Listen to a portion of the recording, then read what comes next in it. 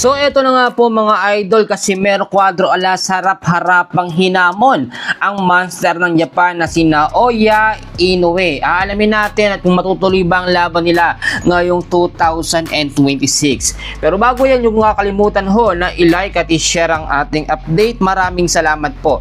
So nakita natin ngayon ang ganda ng ginawang pangahamon ni Casimero. After ho kasi nung naging laban niya kay Luis Neri na inabot lamang po ng round 4 sa bansang Japan, may sinabi agad siya dito kay Inoue. At ang sinabi ni Alas, ito po no, alam ko na malakas si Neri, sinabi ni Alas huyan. Kaya nung panalo ko ngayon ay parang tinalo ko na rin si Naoya Inoue. Yung tagumpay ko ngayon, alam nyo na kung bakit takot sa akin etong si Naoya Inoue. Sinabi huyan ni Casimero Cuadro Alas.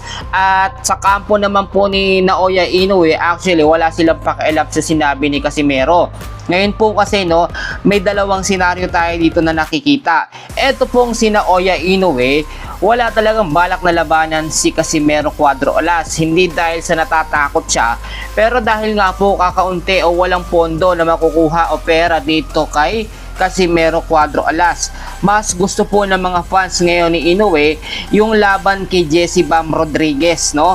Mas okay daw kasi yon, mas tatangkilikin ng mga tao at mas kikita itong si Naoya Inoue.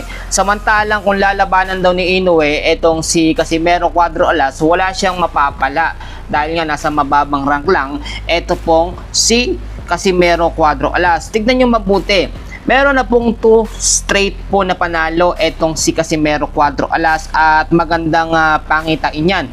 At magandang opportunity yan para makahanap ng panibagong opponent o kalaban po itong si Casimero. Actually, yung 2 straight win po ni Alas, yung una yung kay Tomisho Koshi nung sa Ember 2025, and then nung June lamang kay Luis Neri, nakikita naman natin dapat yung magiging susunod po na kalaban ni Casimero mas matindi.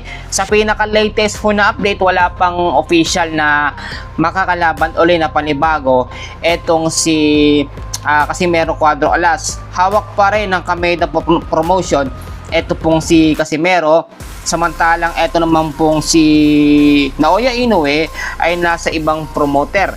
So kung magkatulad lamang sila ng promoter, mas madali ho. At kung pagbabasehan naman po natin sa boxing record, ito po si Casimero, merong 36 wins, merong 5 talo, merong 1 draw at 25 po doon ay KOs o knockout.